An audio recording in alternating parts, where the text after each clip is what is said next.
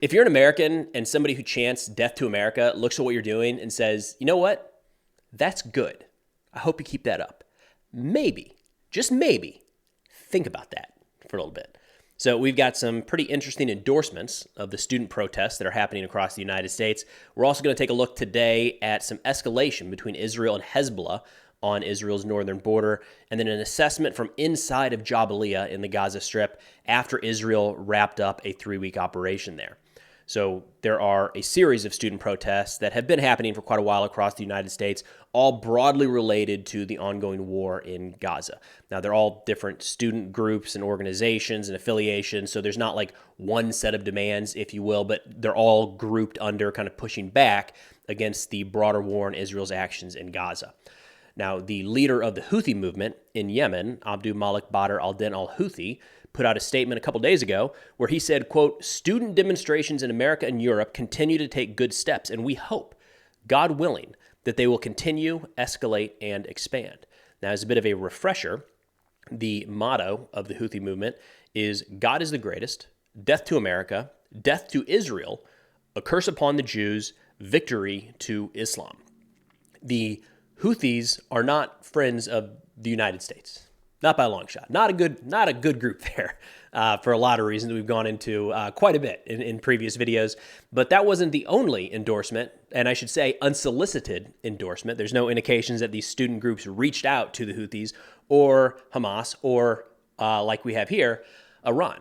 The supreme leader of Iran also just a couple days ago went on a Twitter rampage. He also put out a long statement, text statement, and then they put together this like documentary style film that they released on the internet to kind of say that they're in support of the university student protests all around the United States. So the Iranian supreme leader Khamenei wrote, quote, "Dear university students in the United States of America, you are standing on the right side of history.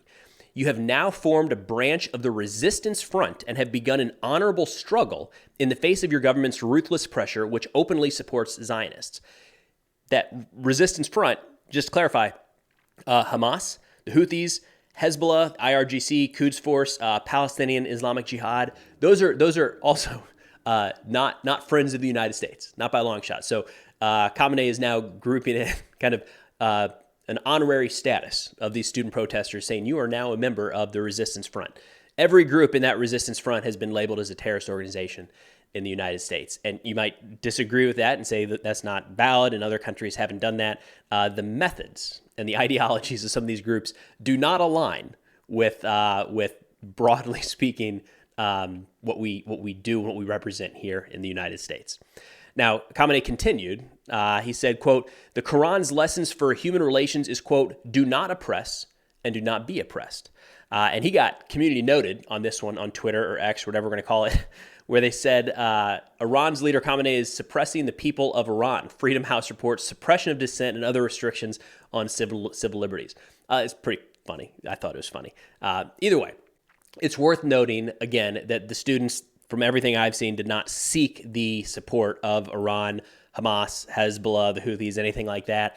And there is a little bit of nuance here where if your movement receives support from a bad group, a rough group, a group that suppresses dissent in their own countries, there's some opportunity there, right? This is an opportunity for these groups to speak up and say, or for these protests to speak up and say, hey, love that you're voicing support for us. We would also like to see some changes in Yemen or Iran.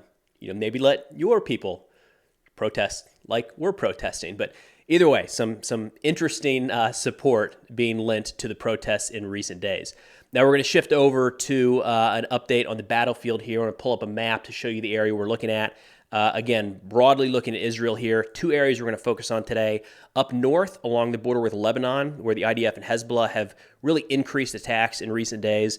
And then we'll shift down to Jabalia in the southern portion of Israel in the Gaza Strip.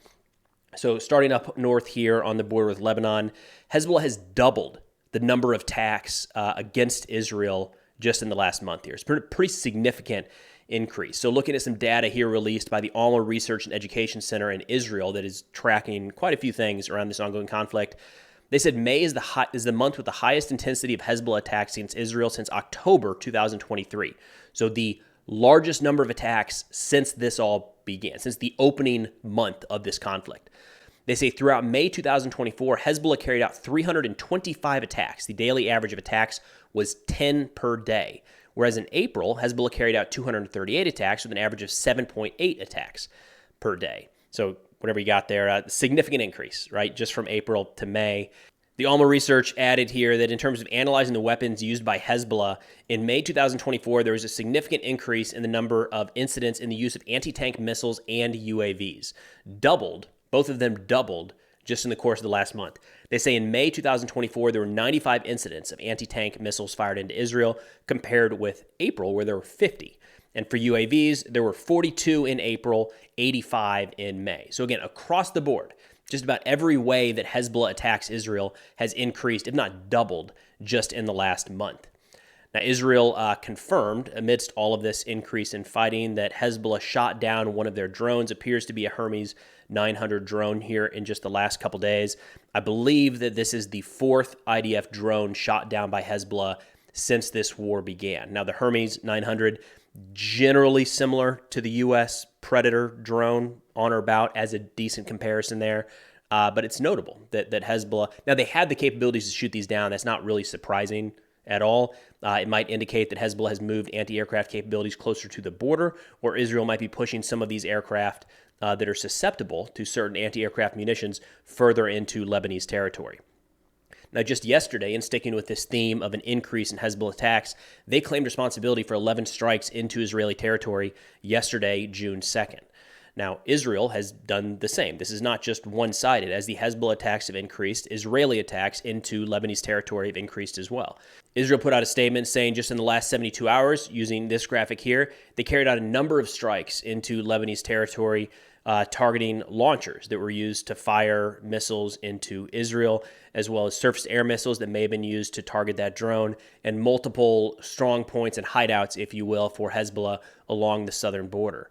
They added that they also were able to eliminate 10 different terrorist squads, Hezbollah squads, in southern Lebanon during the course of these attacks. So we're seeing an uptick in Israeli attacks and an uptick in Hezbollah attacks. So, of course, the concern up north between Israel and Hezbollah is that any one of these things could lead to a broader escalation that could spiral into an all-out war between the two sides, which would be incredibly devastating, not just for Lebanon and Hezbollah, but also for Israel, just given the volume of munitions, the military capabilities that Hezbollah has. That would not be a quick fight. It would not be an easy fight. It would not be a bloodless fight, not by a long shot.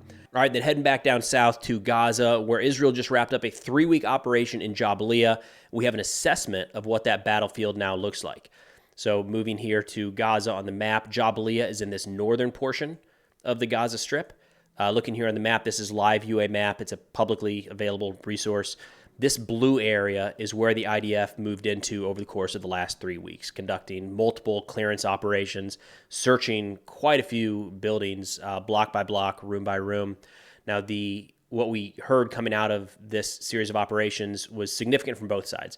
We saw some of the most intense fighting that's taken place in Gaza since the early days of this war, as reported by the IDF and Hamas. Hamas was putting out countless videos and pictures showing attacks against Israeli forces. Israel said that during the course of this operation, they're able to kill more than 500 Hamas militants, destroyed countless tunnels, and recovered the bodies of 7 hostages that were killed and taken into Gaza on October 7th. Now, the assessment that we have here of what Jabalia looks like now as Palestinian civilians move back into these areas is coming from Wissam Zagbar. My apologies on the pronunciation there, but this was posted by the Democratic Front for the Liberation of Palestine, which is a secular Palestinian Marxist-Leninist organization that wants to create a People's Democratic Palestine. It's kind of a unique group in Gaza, if you will. They do have a militant element that's fighting alongside Hamas in Gaza right now, and this organization did claim that they took part in the October 7th attack into Israel. Now, turning to Zagbar's assessment here, as he moved into Jabalia alongside these civilians. He said, the scene of destruction in the Jabalia refugee camp in the northern Gaza Strip after withdrawal of the Israeli occupation forces appears as if an earthquake struck all parts of the small camp. He says the stench of death wafts and the scene of destruction appears everywhere in Jabalia camp, in its lanes, streets, and alleys, as a result of the decomposition of some of the bodies of the martyrs.